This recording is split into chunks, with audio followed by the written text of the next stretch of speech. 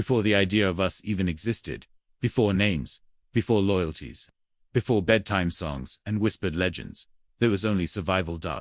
Picture it, a windswept savanna, thousands of years ago. The sun beats down on the golden grasses, shadows stretch long across the ground, and somewhere, a group of early humans, barely more than animals in the eyes of nature, tread cautiously. Every sound could mean danger. Every step might lead to food or death. No cities, no maps, no comfort. Just hunger, instinct, and the will to live another day. But let's not romanticize it. This wasn't a noble, Eden-like time. It was brutal. Children were lost in the night. Mothers froze to death beside starving infants. Injuries meant infection, and infection meant slow, painful death. And yet, this is where the miracle begins. Because against all odds, they didn't just survive. They started to change. Why? How? What was it that made a lone mother seek out another? What was it that made a man not just run from danger, but stand and fight, not for himself, but for someone else? It all begins here, in the wild silence before society. For most of human history, we wandered. Anthropologists estimate that for over 95% of our existence, we lived in small, mobile bands of hunter-gatherers. These weren't tribes as we think of them. Not yet. They were more like drifting constellations of people. Small, flexible groups, rarely exceeding 30 to 50 individuals. Why so few? Because more people meant more mouths to feed, and when you're walking 20 miles a day following migrating animals, carrying your home on your back, simplicity is survival. So how did these wandering humans organize themselves? In truth, they didn't. At first. Not in the way we'd recognize. There were no chiefs, no councils, no ranks. Leadership was earned, not given. A good hunter might be followed. A wise elder might be listened to, but no one could enforce rules. The only law, nature, and it was merciless. But even in these early chaotic days, something incredible was beginning to stir. Let's zoom in on one of these small bands, a real example. Reconstructed from archaeological evidence and indigenous studies, a group of 20 humans, women, men, children, elders. They sleep huddled beneath animal skins, take turns keeping the fire burning through the cold night. In the morning, the group splits. Some head out to hunt. Others gather tubers and berries. Infants are carried on backs. Old stories told in low murmurs. They don't know it yet. But this is the embryo of the first tribe. Why? Because they're doing something radical. They're sharing. Sharing, it sounds so simple, right? But in evolutionary terms, it's revolutionary. Most animals don't share. If you kill a gazelle, you eat it. If someone else wants a bite, too bad. But early humans, they were different. They passed meat around the fire. They gave tools to each other. They carried the sick and the old. This was more than charity, it was strategy. Sharing ensured survival. If your hunt failed today, maybe someone else succeeded. If you took care of another's child now, maybe they'd take care of yours tomorrow. And over time, this web of mutual reliance became something deeper. It became community. But let's not jump ahead too fast. There's a reason early humans had to rely on one another. And it wasn't just emotional. Nature was not kind to Homo sapiens. Imagine dealing with hyenas the size of lions. Saber-toothed cats lurking in the brush. Giant, aggressive herbivores like the woolly rhinoceros or steppe mammoth, massive, unpredictable, and extremely territorial. And your only defense? Stone tools. Maybe a fire if you were lucky. In this environment, being alone was a death sentence. A lone human could rarely survive for long. So those who banded together, those who watched each other's backs, they lived longer, had more children, passed on their genes. And so, evolution began to favor connection. But let's be clear, these early groups weren't kumbaya circles. They argued, they fought, they made mistakes. If food ran out, people were left behind. If a newborn was too weak, it might not be carried. Compassion evolved, but it wasn't always consistent. Still, something profound was unfolding beneath the surface. A slow rewiring of the human brain. Over generations, humans developed something their closest cousins, like Neanderthals or even chimpanzees, struggled with: social imagination. The ability to think not just me and you, but us. To remember favors, to anticipate betrayal, to sense who's loyal, who's selfish, to feel guilt, to feel gratitude. These emotions, subtle and powerful, became the glue that held groups together, and slowly, those groups became tribes. Let's pause for a moment. Can you feel the shift? We've gone from individuals surviving day to day to small groups surviving together. And with togetherness came something else. Stories. Around the fire, beneath a sky full of stars, early humans began to speak, not just about where the animals went or when the rains might come, but stories, fables, warnings, memories, passed from old to young. My father hunted the great beast by the river. The spirits live in the sky and speak through the thunder. We come from the mountain. That's where our people were born. These weren't just tales. They were the beginning of identity, the first threads of culture and identity. That sense of belonging to something greater than yourself is what truly separates a crowd from a tribe. But let's not forget the practical side. There were concrete reasons to stick together. Hunting in groups made it easier to bring down large prey. Sharing food meant fewer people starved. Watching each other's children meant parents could rest or forage. More hands meant faster shelters, stronger defenses. But with size came new challenges. Jealousy, competition, sexual rivalries, leadership disputes. Without rules, things could spiral. So what did early humans do? They adapted. They began to form norms, unspoken agreements about behavior. Don't hoard food. Don't steal from others. Don't lie. And when those norms were broken, you weren't arrested. You were exiled. And exile, in this world, was often a slow death. So fear of isolation became a powerful motivator. And, just like that, society started enforcing itself. Not with laws or police, but with shame, gossip, and trust. Here's a fascinating fact. Researchers have found that gossip, yes, gossip was likely essential to human evolution. Why? Because talking about others behind their backs helps groups enforce behavior. If someone cheats, lies, or steals, others hear about it. Trust erodes. The group knows who to avoid, and so, the pressure to behave well becomes a survival mechanism. Imagine that. The very thing we now scoff at around office water coolers may have helped form civilization. As we reach the end of this chapter, one thing becomes clear. Before there were tribes, there were needs. The need to eat, the need to stay warm, the need to feel safe. But then came something deeper. The need to be seen, to matter, to be remembered, to be part of something that outlived you. And it's this emotional hunger, not just physical, that truly sparked the rise of tribes. Because once we began to see each other, not just as tools for survival, but as companions, protectors, friends, everything changed. The wild wasn't any less dangerous. But suddenly, we weren't alone in it anymore. So, what pushed us, a species once content with solitude and survival, to gather around shared fires, to travel together, eat together, even mourn and celebrate together? Why did we choose each other instead of going it alone? It all boils down to one word: cooperation. But let's be clear, cooperation didn't come naturally. It was earned, forced, at times, and incredibly fragile. Yet, it became the single most powerful tool Homo sapiens ever developed, even more than fire, more than stone blades, more than the wheel. It was the spark that turned wandering humans into tribes.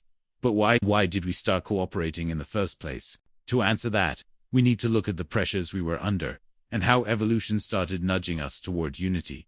Let's go back 150,000 years. Food is scarce. Droughts roll in like ghosts. Predators stalk the tall grass. A single misstep, one fall, one twisted ankle, and you're meat for scavengers.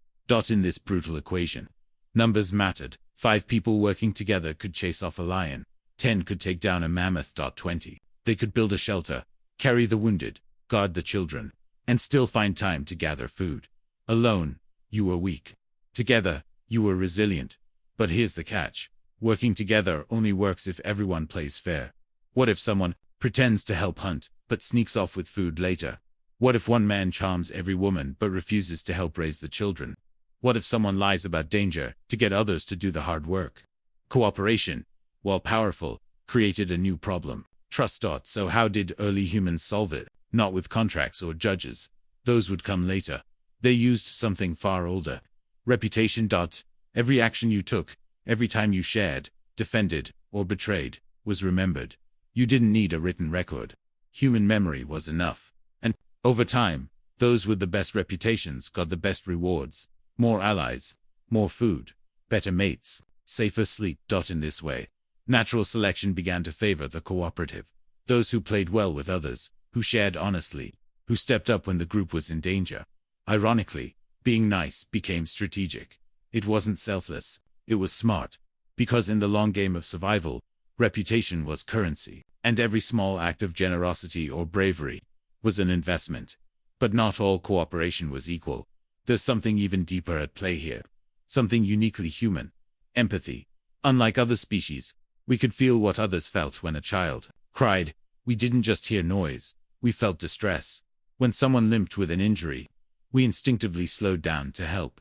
This emotional resonance wasn't just sweet, it was revolutionary, because it allowed early humans to predict each other's behavior, to imagine their needs, and to act in ways that built trust without words.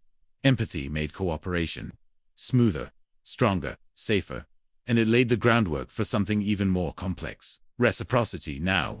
Reciprocity isn't just I scratch your back, you scratch mine. It's more subtle than that. Sometimes you helped someone knowing you might never be paid back directly, but that didn't matter because others saw it. The group noticed. Your value rose. And if the day came when you needed help, someone, maybe not even the original person, would step in. That's the beauty of tribal reciprocity.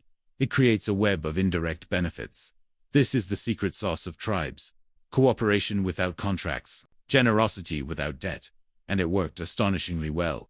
So well, in fact, that it led to the explosive success of Homo sapiens over every other hominin on Earth. Let's pause and think about that. There were other humans, Neanderthals, for one, tougher than us, stronger, better adapted to cold climates. But they didn't cooperate like we did. They lacked the depth of social bonding, the fluid communication, the scalable trust networks that we mastered. Their groups were smaller, less flexible, less dynamic. We, on the other hand, evolved the ability to form fluid coalitions, to move between groups, to create alliances, to coordinate hunts and migrations on a scale never seen before. Cooperation made us dangerous. We weren't just animals anymore. We were organisms with shared intent. But here's something even more remarkably. Cooperation didn't stop with just blood relatives. Unlike most animals, who reserve care and sharing for kin, humans started helping strangers. Why? Because we could identify something even more powerful than blood. Shared identity. This is where the seeds of tribal belonging truly began. Maybe it was painted patterns on the body. Maybe it was rituals, dances, or specific calls. Maybe it was language, dialects. But somewhere along the line, we began recognizing, this one is one of us. Even if we weren't related by blood, we were connected by culture. That meant we could trust each other just enough to cooperate. And cooperation among that's the tipping point. That's when true society began to emerge. But what did this early cooperation actually look like? Let's step into a Paleolithic scene. A tribe, perhaps 40 individuals, spots a herd of reindeer migrating. Can't just rush in. That would spook the animals. So they split into roles. Hunters flank the herd. Others create noise to guide the animals toward a cliff edge. Children are kept safe, guarded by the elderly. Tools are readied. Traps set. It's synchronized, strategic, intentional.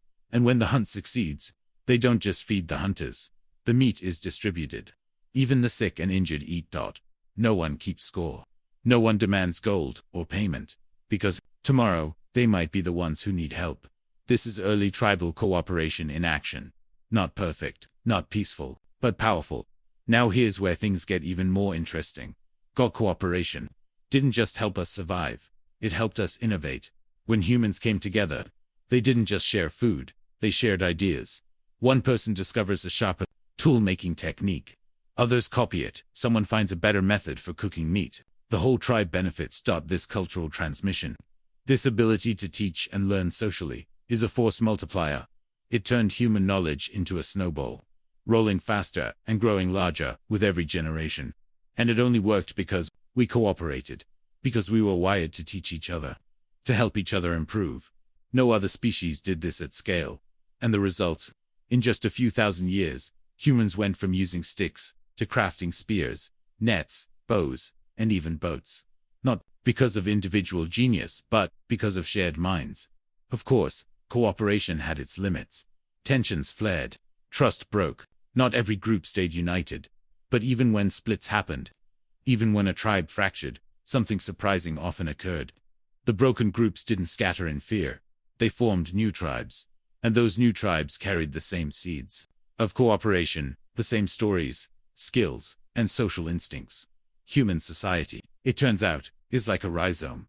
Not one trunk, but many branching roots, spreading in all directions. Each tribe unique, yet connected by common threads. And that spreading, replicating, adapting tribal system, that's what built the human world. So next time you wonder how humans went from fragile bands of foragers to builders of cities, inventors of spaceflight, writers of symphonies, remember the chapter, remember the campfires, and the shared meals, the quiet nods of trust, the burdened hands reaching out. Because everything began with cooperation. Before the wars, before the borders, before the flags and the kings and the chaos. We chose each other, and together we thrived. Before governments, before armies, before kings and gods, there was family. At the heart of every tribe. Before the rituals, before the rules, was a circle of parents and children, huddled against the cold, clutching each other not just for warmth, but for meaning. And it wasn't always the kind of nuclear family we imagine today. The structure was different, flexible, raw, but family, however it looked, changed everything. Let's rewind to a time when the idea of father or mother was still forming. When raising a child wasn't just a personal affair, it was a tribal act. You see, in early human bands, everyone had a stake in a child's survival. That baby wasn't just hers or his, it was ours. Because a child meant continuity, future hope. And if you think parenting is hard today, imagine doing it without shelter, without medicine, while being stalked by predators. That crying infant could attract a hyena. That fever could kill by morning. That moment of distraction could mean losing a child to the wilderness forever. So mothers, often young, often alone, leaned on the group. Older women helped raise babies. Sisters carried food. Men offered protection. In fact, some researchers believe that human infants evolved to be so helpless because they encouraged deep cooperation. It takes a village. No, it takes a tribe. But there's more. Family didn't just mean raising children. It meant knowing who belonged to whom. Who shared blood, who owed loyalty, who could be trusted and who couldn't. Over time, these early kinship lines shaped everything, from marriage customs to burial rituals. Some groups favored matrilineal lines, tracing descent through mothers. Others centered around powerful patriarchs. But either way, blood ties became the social glue, the first building blocks of tribal identity. And with that identity came a powerful word: legacy. Now, here's where it gets even more fascinating. Unlike most animals, humans began forming long-term pair bonds. Not always monogamous, not always faithful, but enduring enough to raise children together, to build something more than just survival. Love, maybe, but also strategy. Two parents meant better odds for the child, more food, more protection, more hands. And over time, emotions evolved to support this partnership: jealousy, affection, loyalty, betrayal. These weren't bugs in the human system. They were features, signals. Early humans didn't just feel these things, they acted on them, fought for them, died for them. Because at the core of every tribe was the most ancient battlefield of all: the family unit. It's easy to forget this now, in a world of city streets and phone screens. But those first families, simple, scared, often silent, they were the spark that lit the entire fire of civilization. And that fire still burns. Every bedtime story, every lullaby, every fight over loyalty or love, they all echo back to those first moments. When family wasn't just comfort, it was survival. Once families formed the foundation, something even more complex emerged. Structured tribes were no longer loose bands of foragers. They became organized. Roles emerged. Rituals took hold. Rules were born. And with them came one of the most powerful forces in human history: order. Imagine a growing group of 50, then 70, then 100 people. Suddenly, decisions weren't simple. Who hunts? Who stays? Who leads? Without structure, chaos brewed. So humans adapted, not with written laws or codes, not yet, but with expectations. Children were cared for by women. Older boys learned the hunt. Elders told stories. Some made tools. Others prepared food. Some, those with vision or strangeness, became spiritual guides. These roles weren't rigid, but they were respected, because they made the tribe work. But structure is more than roles. It's ritual. The moment a tribe danced beneath the stars, painted bodies for a coming-of-age ceremony, sat in silence as a body was laid to rest. These were more than customs. They were glue. Rituals told people what mattered, what to fear, what to honor. They reminded everyone, you are part of something larger, and they did something even more vital. They passed on memory. Before books, before scripts, rituals were living stories. Through dance, song and symbol, tribes taught survival, history, morality, all encoded in action. Lose the rituals, and you lose the tribe. Then came the rules. Don't steal, don't betray, don't harm your kin. These weren't written down, but they were felt. Broken rules meant shame, exile, or worse. Rules gave a tribe boundaries. They said, this is who we are, and this is who we're not. And eventually, those rules shaped belief. Belief in the tribe, belief in unseen forces, belief in meaning. That belief would soon give rise to religion, to culture, to nations. But it all started here, with a rule whispered across a fire, enforced by nothing more than a shared look. Tribes didn't form overnight. They emerged organically, from necessity and imagination, from a need to survive and a desire to belong. And once formed, they became the most resilient, adaptive human invention the world had ever seen. What brought early humans closest together? Not just danger, not just blood, but moments. Shared meals, shared warmth, shared stories. These became the rituals that defined tribes, and it all started with fire. Fire was magic, literal magic. It gave light when the sun disappeared. It gave warmth when death whispered in the wind. It cooked food, scared predators, and became the centerpiece of every tribal gathering. But fire also did something quieter. It created a space, a circle, a time to pause, to reflect, to speak. And that's where storytelling was born. Storytelling wasn't entertainment.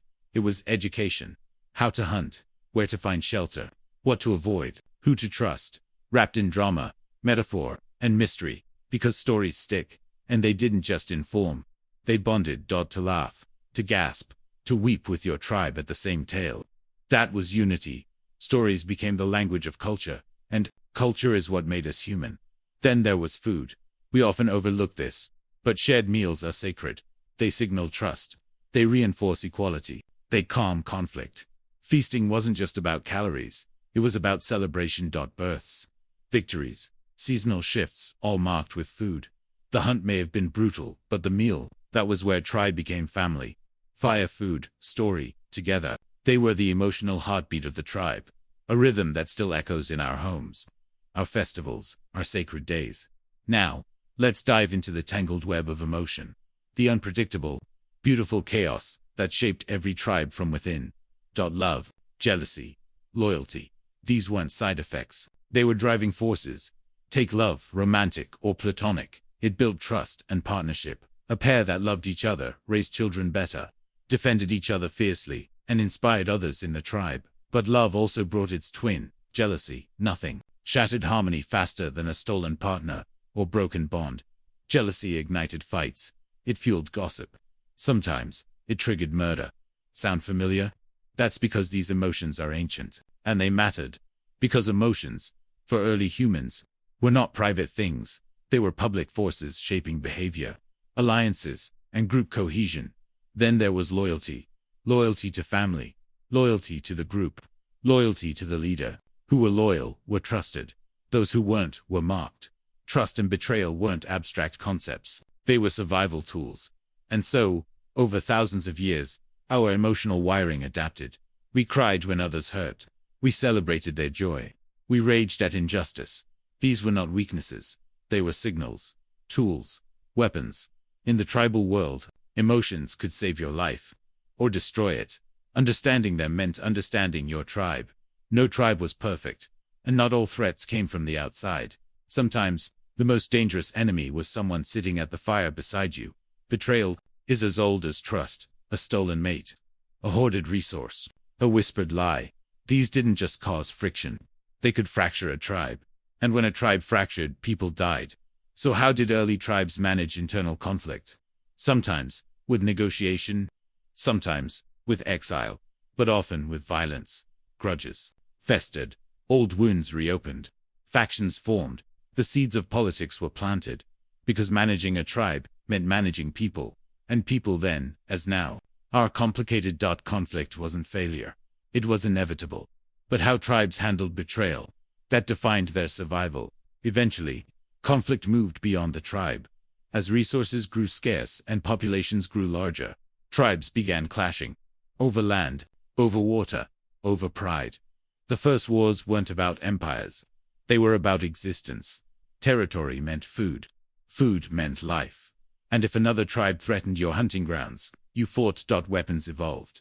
Spears, clubs, traps. Tactics emerged. Ambushes, retreats, flanking maneuvers. These weren't chaotic brawls. They were strategic, brutal, intentional.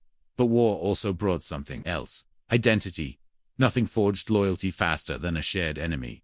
And so, war became a paradox. It threatened tribes, but also unified them. As tribes grew, so did their need for meaning. Where did we come from? Why do we die? What happens after?